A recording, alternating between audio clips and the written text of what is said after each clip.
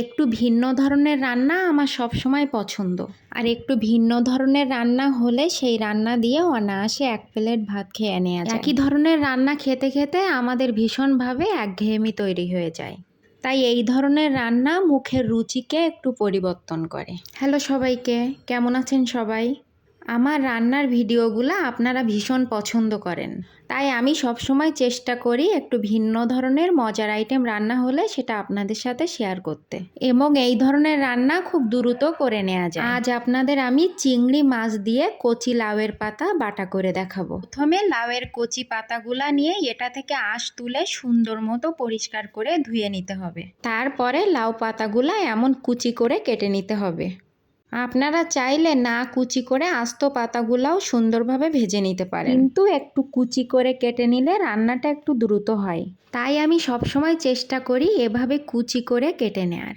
এরপর গরম তেলের ভিতরে 2টা শুকনা ঝাল ফোড়ন দিয়ে এবং এর ভিতরে কুচি করে রাখা পেঁয়াজ এবং রসুন দিয়ে এবং সাথে কয়েকটা জিরা এবং কাঁচা মরিচ দিয়ে ব্রাউন কালার করে ভেজে নিতে হবে।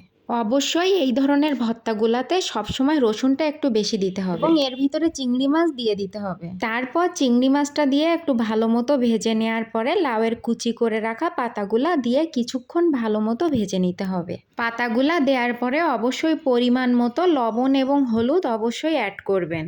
তারপর পাতাগুলা এপাশ ওপাশ করে ভালো মতো ভেজে নেবেন, যাতে একটুও জল থাকে না, জলটা সুন্দর মতো শুকিয়ে যায়। ভাজাটা যখন হয়ে যাবে তখন আপনারা নিজেই বুঝতে পারবেন, কারণ পাতাগুলার কালার তখন চেঞ্জ হয়ে যাবে এবং একটু ভাজা ভাজা হবে। যখন বুঝতে পারবেন যে পাতাটা ঠিক মতো ভাজা হয়ে গেছে, এই যে দেখুন পাতাগুলা ঠিক এমনভাবে সুন্দর মতো করে ভেজে নিতে হবে। ভেজে নেওয়া হয়ে গেলে এই পাতাগুলা সুন্দর মতো শিলপাটায় বেটে নিতে হবে। আর যারা শিলপাটা ব্যবহার করেন না, ব্লেন্ডারে ব্যবহারে অভ্যস্ত, তারা অবশ্যই ব্লেন্ডারে দিয়ে সুন্দর মতো ব্লেন্ড করে নিতে হবে। আমি যেহেতু শিলপাটা ব্যবহার করি না, ব্লেন্ডার ব্যবহার করি, তাই ব্লেন্ডারে দিয়ে সুন্দর মতো ব্লেন্ড করে নিলাম। যদিও শিলপাটায় বেটে করা ভর্তাটা বেশি মজা হয়। দেখুন কেমন হয়েছে ভর্তাটা এবং দেখতে কি লোভনীয় লাগছে। আপনারা চাইলে এর ভিতরে হালকা একটু সরিষার তেলও এখন অ্যাড করে নিতে পারেন। এরপরে গরম ভাতের সাথে এরকম ভর্তা নিয়ে পরিবেশন করুন, দেখবেন এক প্লেট ভাত অনায়াসে খেয়ে ফেলতে পারবেন। আমার কাছে মাছ মাংসের চেয়ে এই ধরনের মজার আইটেম দিয়ে ভাত খেতে বেশি ভালো লাগে। আমি প্রায় এই ধরনের ভর্তা তৈরি করি। আপনারা যারা বানিয়ে খেয়েছেন তারা তো জানেন এটা খেতে কেমন মজা, আর যারা কখনোই খাননি তারা অবশ্যই আমার এই রেসিপিটা দেখে ট্রাই করবেন। কথা দিচ্ছি নিরাশ হবেন না।